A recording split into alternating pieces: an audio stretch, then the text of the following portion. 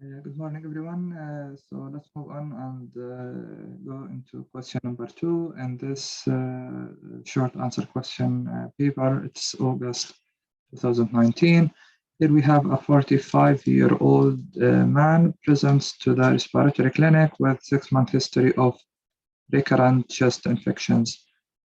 He also describes a cough productive of half a cupful of yellow sputum every day. On examination, there was evidence of clubbing, and there are, of course, crepitations at the basis. So you suspect bronchiectasis. So here in this question, we have already the diagnosis or the provisional diagnosis. It is mentioned, it's bronchiectasis. So let's move on. So the first part of this question, name 4 causes of bronchiectasis. So the etiology and pathophysiology of bronchiectasis, either it is obstruction-related bronchiectasis, and the cause of obstruction, either it could be tumor or it could be foreign body. Post-infectious bronchiectasis, it is as a result of infection and inflammation. Most likely this kind of infection, most likely it's going to be chronic infection rather than acute, and severe inflammatory process. Pneumonia, it's number 1 as an infectious cause. TB, tuberculosis, non-tuberculous mycobacterium, measles viral infection, and pertussis viral infection. So it is either bacterial or it could be viral. So impaired defenses and drainage. This is lead to chronic infectious and inflammation, like hypogammaglobulinemia, or like cystic fibrosis, or like defective leukocyte function, or allergic bronchopulmonary aspergillosis, ciliary dysfunction like Cartigner syndrome, which includes bronchiectasis, sinusitis, chronic sinusitis, and situs inversus, which is the localization or the anatomical site of the organs will be not in the usual site. For example, the appendix is going to be in the left side, the spleen, for example, in the right side, and the liver in the left side. So this is called situs inversus. So just a quick reminder about bronchiectasis. It is irreversible dilatation of the airways due to inflammatory destruction of the airway walls, result from persistent impaired mucus clearance and or infected mucus. It's usually affect medium-size airways. This is in terms of definition. Sometimes they are asking you about the definition. So let's move on to second part of this question. Apart from bronchiectasis, list 4 other respiratory causes of finger clubbing. So he's asking about finger clubbing. This is the picture, typical picture of finger clubbing. As we can see here, the characteristic finding of finger clubbing. Common causes of finger clubbing, we have pulmonary causes, we have cardiac causes, we have GI tract causes, we have endocrine, and we have other. Pulmonary causes like lung cancer, bronchiectasis, pulmonary fibrosis, abscess, cystic fibrosis, tuberculosis, empyema, AV fistula, malformation. And it's important to mention COPD is not a known and a popular cause of finger clubbing. So cardiac causes like cyanotic congenital heart disease, like endocarditis, infective endocarditis. GI tract cause like inflammatory bowel disease, like celiac disease, like liver cirrhosis and neoplasia. Endocrine, Graves' disease, other malignancy, primary hypertrophic osteoarthropathy. So here he's asking about respiratory causes. So respiratory causes, it's going to be either lung cancer, or pulmonary fibrosis, or lung abscess, or cystic fibrosis, or tuberculosis. And the first question was about the causes. So he's asking about 4 causes. You can mention tumor, you can mention pneumonia, tuberculosis, measles, you can mention aspergillosis. All of these are causes. Let's move on to the third part of this question. What radiological investigation will confirm the diagnosis of bronchiectasis? So he's asking about investigation to confirm. This is very important.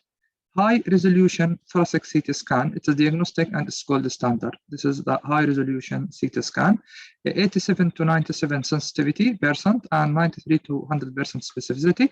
We have a sign is called signet ring sign. This signet ring sign, it is dilatation of bronchi with thickened wall where diameter of the bronchus is increased by 1.5 fold diameter of the combining artery. So this is the typical, what is called the signet ring sign. Here we have the high resolution thoracic CT scan, which showed a characteristic finding for bronchiectasis. High resolution CT scan showed numerous ring shadow. This is the ring shadow, this one, and this one, and this one, and this one. This is the typical ring shadow representing dilatation of the airway in the right lung. This is the right lung, and this is the left lung here. So many of which are partially filled with secretions, So let's continue the same question. As a part of your workup, you request spirometry, and the spirometry was done. Here in the spirometry, we have few readings. We have FVC, which is forced vital capacity, which is very important to look at, and FEV1, which is forced expiratory volume in the first second. We have the ratio. This ratio is very important, FEV1 over FVC ratio. So how to read this? We have what is called, we have a reference. This reference, it depends on the age and depends on the sex and depends on the weight. This reference, which is the ideal or optimal according to the age and according to the sex, male or female, it's according to the weight. So this is the reference for this patient. And we have the measured. We have the measured one, which is done during the test, during the spirometry test. So for example, the FEV1 reference for this patient, it's 2.5 liter, but the measured one, it's 1.5. So this means that the patient, his FEV1 is below the reference range. So this is very important. And the FVC, it is the opposite here. The measured is 4.15 liter and the reference reading is 2.95. So then we have the predicted over reference ratio. Predicted over reference ratio here, for example, it's 141 because the measured one is higher than the reference reading, and here the ratio is 63%, because the measured value is less than the reference value. And the FEV1 over FVC ratio, the reference should be 79% and the patient has 38% ratio. So according to these simple measures and simple readings, what does this spirometry show? So and explain your rationale. So this spirometry show obstructive pattern of spirometry. Why? Because the FEV1 is markedly reduced, and the FEV1 over FVC ratio is reduced as well. These two readings is very important for interpretation of the spirometry. So here we have the algorithm for pulmonary function test interpretation in spirometry.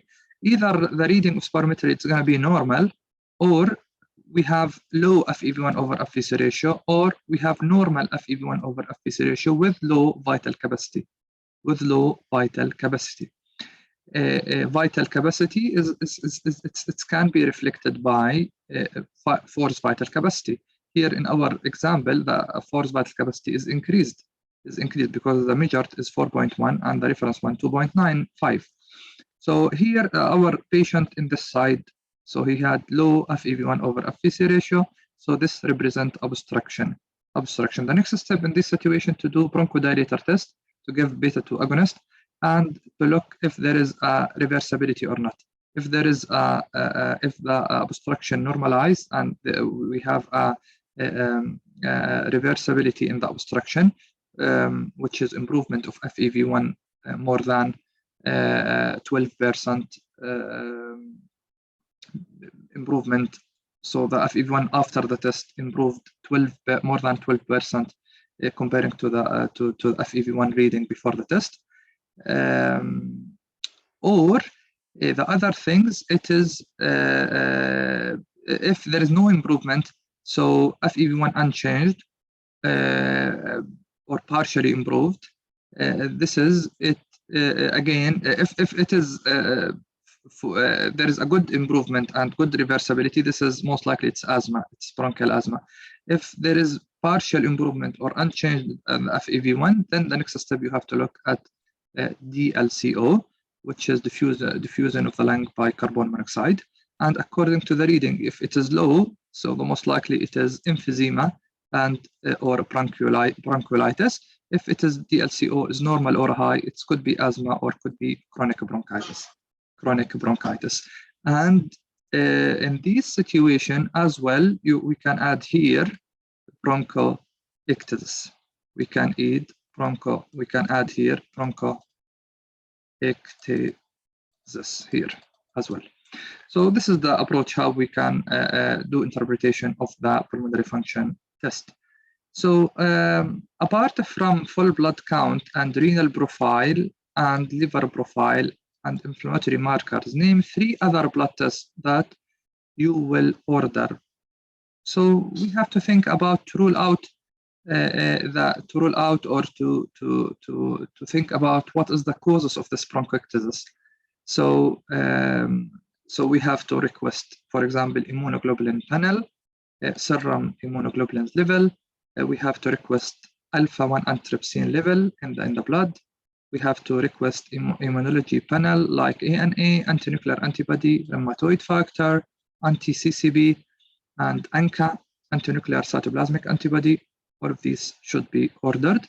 And the idea or the goal from ordering or of requesting these tests to think about the causes or the etiology of this bronchiectasis.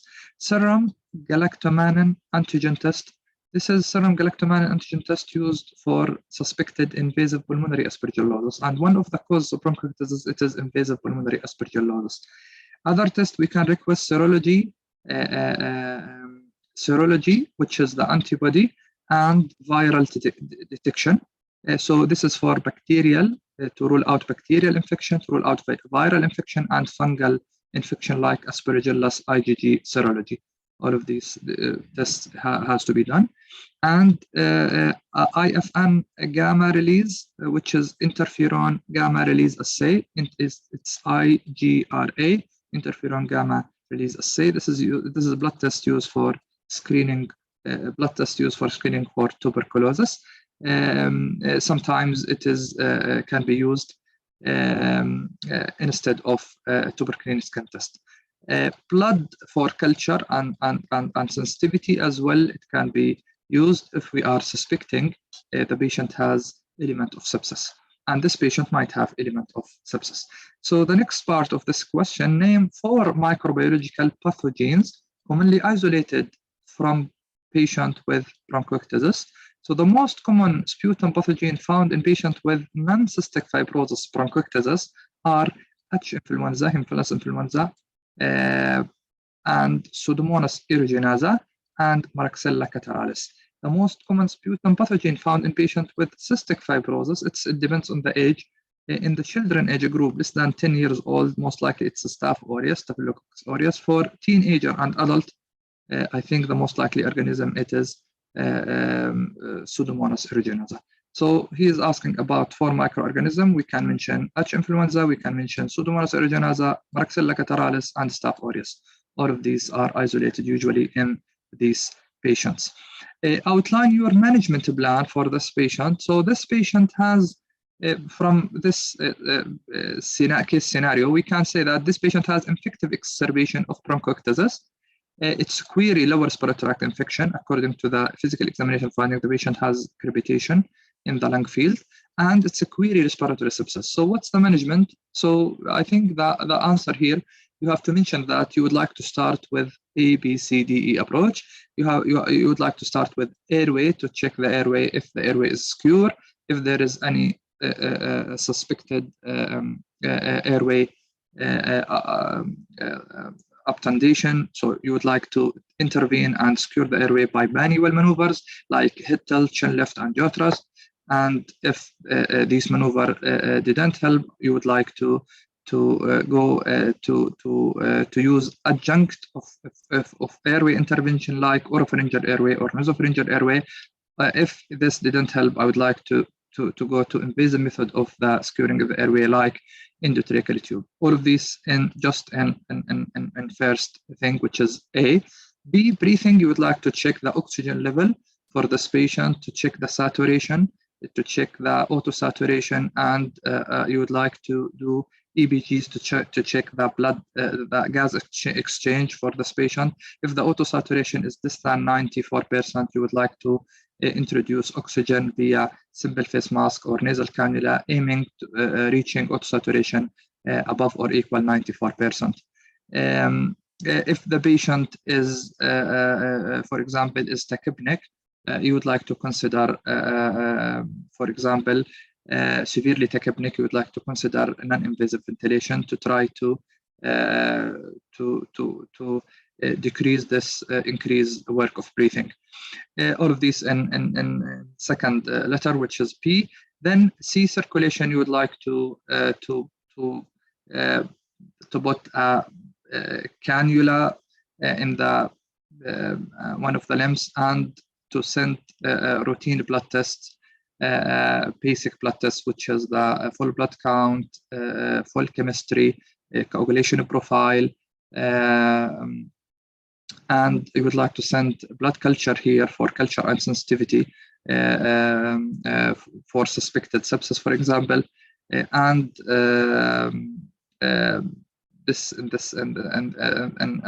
you would like as well to send sample for serum lactate, for blood lactate, and you can do this as well using the EBGs. D, it is this ability you have to check the level of consciousness of the patient and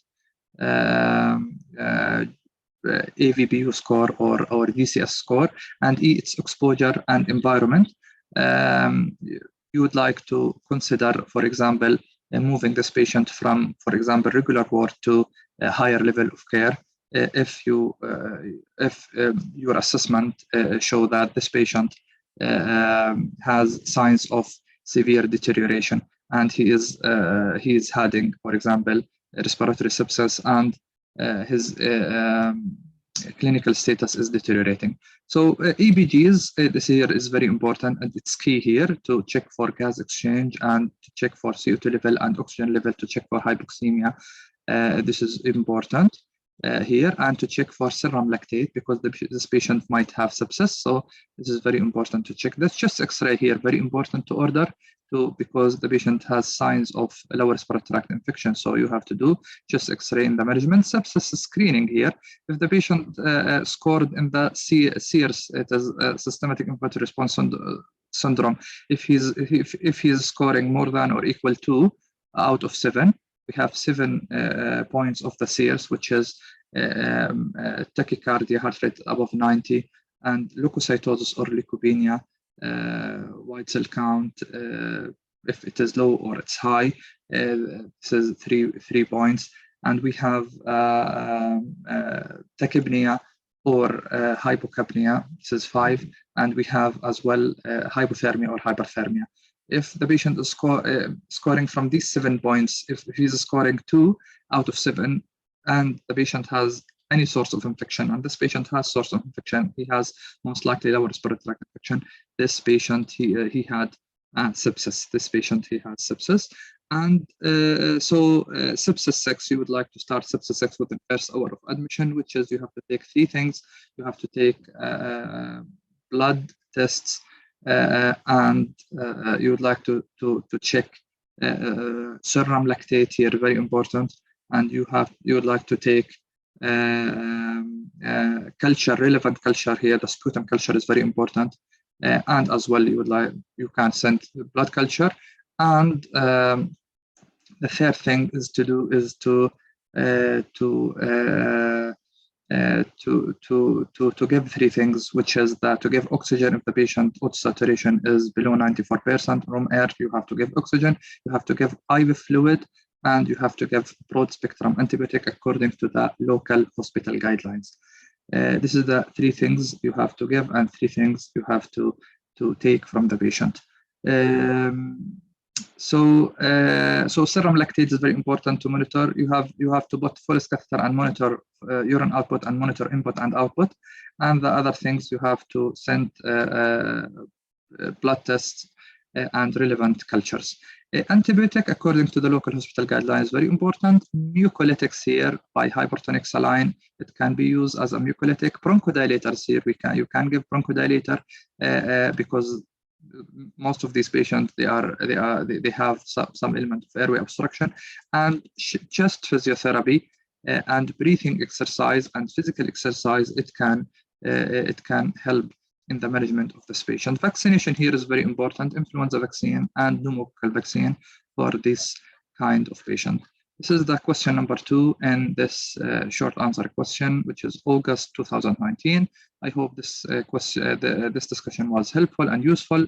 I would like to say that I created a preparation course for 3MB third medical students, and it is I will upload all of this material, including the previous material, which is already uploaded in the YouTube channel, and other material. Our course will include the discussion of short answer question, and it will include a discussion of MCQs, past paper MCQs, and I will do a crash review course for most relevant and most important topics in our module, which is trauma, perioperative, and emergency medicine module. Hope your preparation is going into the right direction, and all of my discussion is helpful and useful for your preparation. See you next time in next discussion. Thank you very much.